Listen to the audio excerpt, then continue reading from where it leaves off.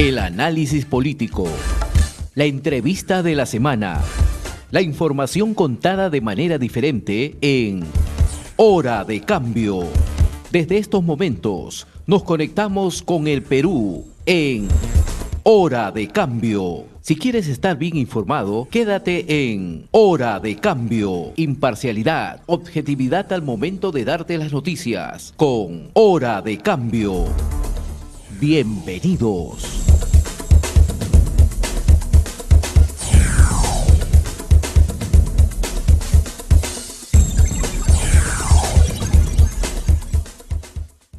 Muy buenos días, estimado Julio Failó.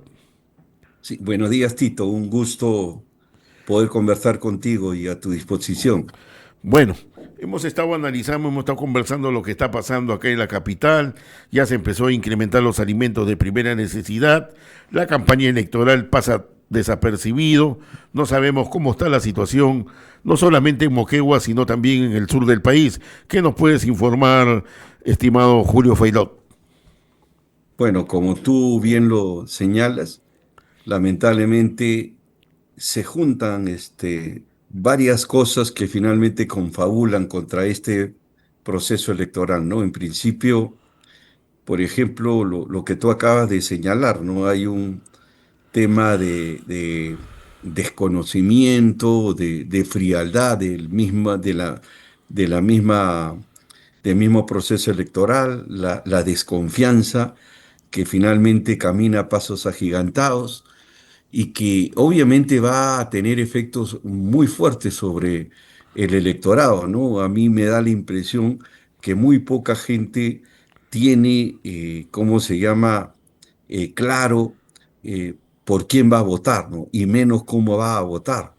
Y yo creo que ahí los medios de comunicación tienen un rol importante para poder educar a la gente y evitar que la mayoría de esta población, como en algún momento lo habíamos señalado, eh, mm, la mayoría termine votando por un candidato que no pasa la valla electoral y por consiguiente la mayoría o los que finalmente pasen a una segunda vuelta electoral terminen con una votación insignificante, ¿no? Obligando a la mayoría a votar por un candidato que no votó en primera vuelta. Y eso hace que la fragilidad, la legitimidad del gobernante sea pues precaria, ¿no? Y con toda esta legislación en la que el Senado tiene un superpoder, se convierte en el superpoder, pueda expulsar al presidente de la República en cualquier momento, ¿no? Ahora, estos cambios que se han producido, digamos así, en los últimos días, el cuestionamiento a José Gerí, el que se elija un nuevo presidente del Congreso, José María Balcázar, y luego presidente de la República, que se anuncie el nombramiento de Hernando de Soto como presidente del Consejo de Ministros y de la noche, en un par de horas, ya no es ni de la noche a la mañana, sino en un par de horas lo cambian y ponen a otra persona con una clara tendencia política, que lo sabemos. Esto, ¿de qué manera no descalifica el proceso, pero sí le baja las baterías, digamos así, para que la gente entienda, a este proceso electoral que no tiene ningún entusiasmo político? Sí, yo creo que lo de Hernando de Soto, que era de una u otra manera una jugada maestra, como en algún momento lo anuncié en este mismo medio de comunicación, el tratar de despartidarizar o desizquierdizar el gobierno colocando a Hernando de Soto como presidente del Consejo de Ministros y dando mensajes con el saludo del presidente del Banco Central de Reserva, Velarde, obviamente le quitaba ese tamiz de izquierda radical que está gobernando, ¿no? Y de veras es lamentable. No, yo más bien opinaba que Hernández Soto no iba a durar mucho, ¿no? Y no iba a durar mucho uno por su propio temperamento. Él aparece en momentos críticos, cuestión que nos parece interesante porque es una manera como uno se puede marketear. pero además de eso también teníamos una coalición que finalmente iba a terminar imponiéndose, ¿no? Yo hasta donde sé, Hernando de Soto, por ejemplo, había aceptado prácticamente 50% del gabinete, que le colocaran el 50% del gabinete. Y finalmente la coalición que ganó las elecciones, que colocó como encargado del presidente al señor Balcázar, termina pues pateando el tablero y termina pues sacándolo de la jugada a Hernando de Soto. Y esto obviamente tiene un efecto, definitivamente tiene un efecto fundamental sobre determinadas organizaciones políticas. Fundamentalmente, por ejemplo, nos referimos a César Acuña, ¿no? Donde él logra prácticamente copar una parte casi mayoritaria del gabinete ministerial, termina definitivamente va a ser uno de los que va a ser afectado, ¿no? Entonces, es verdad que hay intenciones de otro tipo y también creo yo que ya César Acuña se da cuenta que tiene la suerte echada y que lo único que le queda es copar la mayoría de ministerios en el sentido de poder lograr un mejor posicionamiento en el poder, pero además para poder satisfacer la voracidad que tiene su militancia, ¿no? Y la gente que le exige empleo, ministerios, direcciones, ¿no? Yo creo que está apuntando solamente a eso. Ya el colmo ya no les interesa finalmente qué es lo que la población piense de ellos. Podemos Perú, el Fujimorismo, el mismo Rafael López Aliaga, que al final dicen que están en contra de la elección de este Ejecutivo, pero tienen presencia, tienen algunos ministerios. Tanto Podemos, Perú Libre obviamente lo tiene, ¿no? Y que finalmente les va a servir un poco para utilizar, se lo digo con toda sinceridad, utilizar recursos del Estado, el poder del Estado, para lograr un posicionamiento mejor en las elecciones del año 2026, ¿no? Ahora, ¿qué grado de interés le genera al electorado, a la población en general, estos cambios políticos, estos amarres políticos, estas repartijas políticas que se da pues en el Congreso y que sale a la palestra en los medios de comunicación, ¿no? Todo este tipo de alianzas de cuando sabemos que esto, como se dice, pues la fiesta termina el 28 de julio, ¿no? Cuando juramente un nuevo presidente, ¿no? O es ya la Ujú. desesperación voraz de llevarse todo lo que se pueda, como quien dice, yo soy el último en apagar la luz. Mira, en realidad es una combinación de los dos, ¿no? Es la voracidad que tiene la clase política por levantarse todo lo que se pueda, ¿no? Porque saben que el futuro le resulta siendo incierto, ¿no? Lo otro es la desconfianza que genera en el electorado. Y esa desconfianza que genera el electorado que se va a traducir ya sea en la ausencia del elector en las urnas, o como también el hecho de votar blanco o de votar nulo, ¿no? De no votar por nadie, ¿no? Y obviamente eso favorece aquellos, por ejemplo, partidos que puedan lograr el 2,5%, si el 50% finalmente no termina de votar o vota nulo o blanco o vota por un partido que no, que no, que no pasa la valla electoral, entonces ese 2,5% se convierte en 5, incluso hasta en más. Entonces, la desconfianza va a jugar un rol fundamental, va a hacer que los partidos que técnicamente si votaran todos, se supone que no deberían pasar la valla electoral, pero al haber una abrumadora mayoría que se ausenta o vota nulo o blanco o vota por un partido que no pasa la valla, les va a favorecer. Ese 2% se puede convertir en 5%, ¿no? Y puede convertirse también en la posibilidad de poder colocar por lo menos los parlamentarios necesarios en el Senado como diputados, ¿no? Claro. Y con ello pasar la valla electoral. Y yo creo que eso es lo que aspiran a sobrevivir, aspiran a tener una cuota de poder.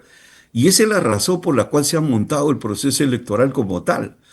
imagínate una persona que no tiene conocimiento, que tiene poco expertise en este proceso electoral y que quiera, por ejemplo, elegir para presidente un candidato, para senador otro y para diputados en otro, no lo va a poder hacer, porque tienes una célula inmensa con símbolos ininteligibles y que va a definitivamente desanimarse de poder cruzar su voto, porque le va a ser muy complicado en el poco tiempo que tienen para poder votar, le va a ser muy difícil que pueda cruzar el voto como lo quisieran, ¿no? Eso, por ejemplo, es un tema así que va a jugar un rol fundamental en el próximo proceso electoral, ¿no? ¿Qué candidatos ha visitado el sur y la región Moquegua y cómo le ha ido? ¿Qué nos puedes contar? Bueno, el candidato, por ejemplo, que más popularidad, y bueno, eso se ve en la mayoría de sitios, son los hermanos Vizcarra. Digo los hermanos Vizcarra porque el candidato Claro, es Mario Vizcarra, pero Martín era finalmente, es el candidato real, ¿no? claro. Él, por ejemplo, ha logrado tener la movilización social más importante, ¿no? No solo en Moquegua, sino en Tacna, en Arequipa, en Puno, no ha logrado llenar plaza, ¿no? Él ha tenido un éxito importante en materia electoral. Otro candidato también, pero en menor proporción, es Alfonso López Chao también. López Chao ha tenido una buena performance. En Puno ha tenido un éxito tremendo, Sí, sí. prácticamente ha llenado la plaza, ¿no? Pero lo mismo no ha ocurrido en Moquegua, ¿no? En Moquegua ha habido un poco más de autos que personas, ¿no? Entonces, un poco menos en Tacna, no ha tenido el éxito y la pegada que tuviera, porque ahí no lo conocen mucho, pero sí lo conocen en Puno, ¿no? Otro Ujú. candidato también que ha venido es Acuña, ¿no? Pero Acuña encerrado en un local donde apenas entran 30 personas, ¿no? Caramba. Luego ha venido Forsyth. Lo de Forsyth sí es lamentable, ¿no?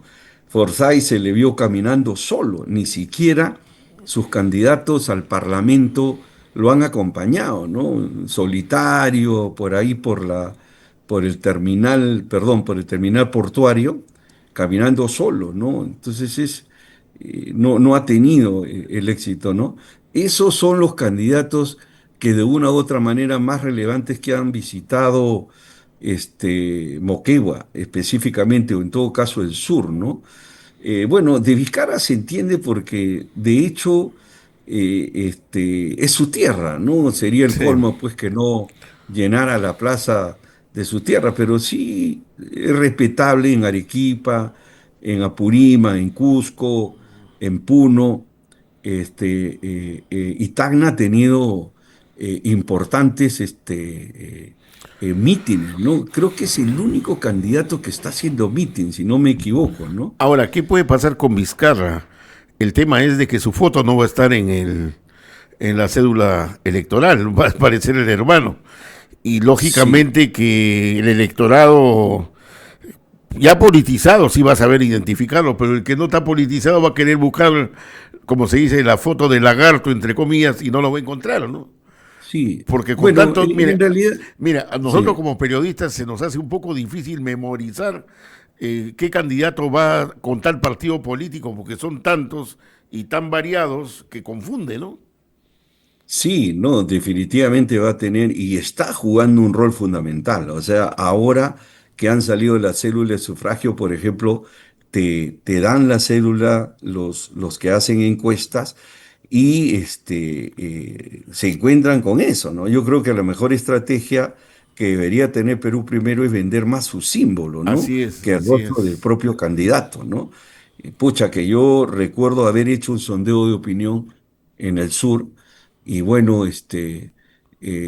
preguntaba, una de las preguntas que hacía era si conocía el símbolo de Martín Vizcarra, o perdón, de Perú Primero, y el 80% decía que no. Y cuando le preguntaba cuál sería el mejor símbolo que represente mejor a Vizcarra, me contestaban el lagarto, ¿no? Yo creo Claro, que lo claro. mejor que pudo haber hecho Así es. Vizcarra es cambiar su símbolo y colocar el lagarto, Lo ¿no? Porque identificaba. finalmente tirios y troyanos reconocen a Vizcarra como el lagarto y él positivamente lo ha convertido en un elemento positivo, ¿no? Por supuesto. Es un show ver al lagarto, por ejemplo, bailando, no, me refiero a la figura, al muñeco Lógico, que lógico. ellos pasean, ¿no? O sea, Ahí, ahí hay por una... ejemplo, sí, Ahí, es un símbolo poderoso. Y claro. no es solo el tema de Vizcarra, el desconocimiento de los símbolos. Te estoy mencionando porque estábamos hablando un poco de Don Mario y los hermanos Vizcarra, ¿no?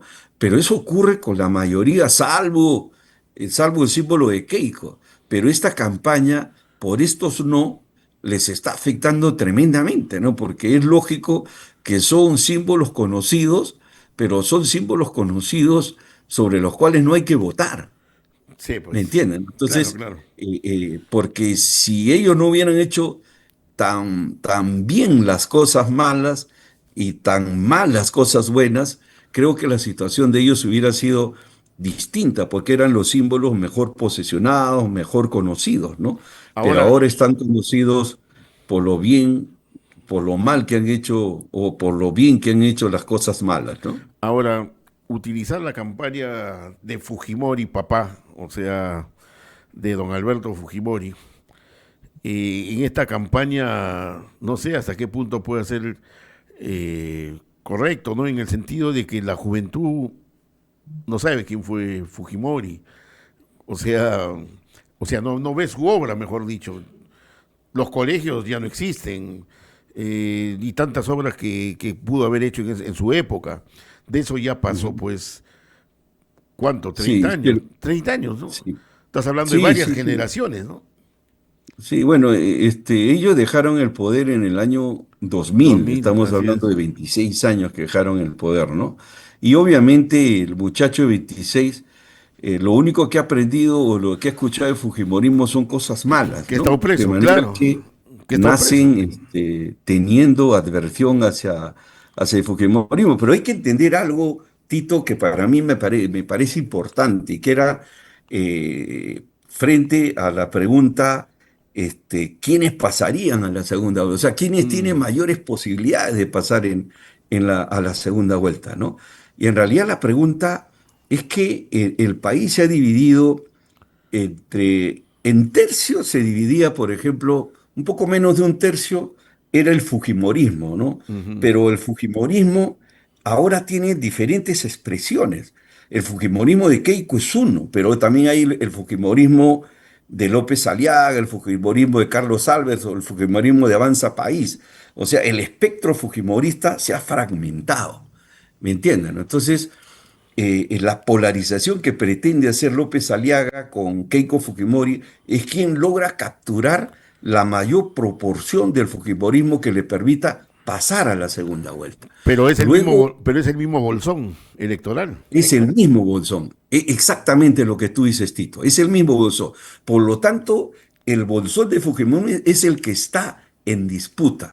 Luego hay un tercio de más o menos la gente que se configura como antisistema, que se configura como personajes disruptivos o de izquierda, ¿no? O sea, ese es otro Bolsón.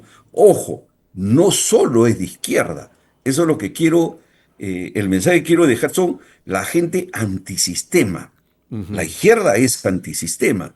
Los disruptivos son antisistema, pero los antisistemas no solo son de izquierda, son Claro. de derecha. Incluso los que se llamaban nacionalistas, como es el caso de Antauro Humala, que es lo que más o menos es el sur del Perú. Y la ventaja del sur es que tiene un voto homogéneo. O sea, un voto tiene candidatos preferidos, ¿no? Que básicamente son los que tienen el discurso radical, o sea, quien patea el tablero, ¿no? ¿Qué es lo que más o menos capitaliza? Acuérdate que este país es informal hasta en 70% de promedio, pero en el Claro. caso del sur llega al 85% de informalidad, de manera que nadie lo representa dentro de la formalidad. Y eso es lo que los caracteriza como los que están fuera del sistema. Muy bien. Entonces, Don Julio, que, que- nos gana la hora, nos gana la hora. Que quisiera que redondees la idea, por favor. sí, sí, sí. Entonces, ¿qué es lo que yo presumo ahí?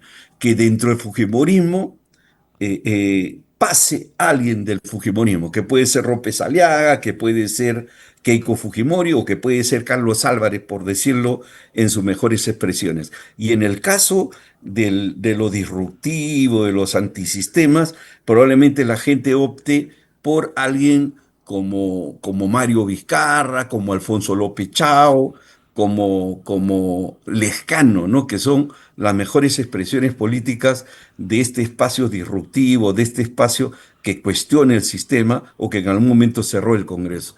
Eso es lo que yo creo, ¿no? De lo que puede suceder en el próximo proceso electoral. No creo como lo señala nuestro amigo Tafur, por ejemplo, que dice que dos de izquierda van a pasar. Eso es No, pues imposible, no, imposible. tampoco es Como así. tampoco, digamos que dos de derecha van a pasar. Eso va a ser bien difícil que suceda, ¿no? La fragmentación ayuda, pero no es tan determinante. Muy bien. Gracias, Julio Failoc, analista político y director de la revista Apuntes a Lápiz. Y estaremos molestando tu atención conforme vamos llegando ya pues a la fecha indicada, el 12 de abril. Gracias, ¿ah? No, muchas gracias, Tito. Hasta Bien. otra oportunidad. Hemos presentado Hora de Cambio. Nuestro equipo de producción ya está trabajando recopilando información para un nuevo encuentro en Hora de Cambio.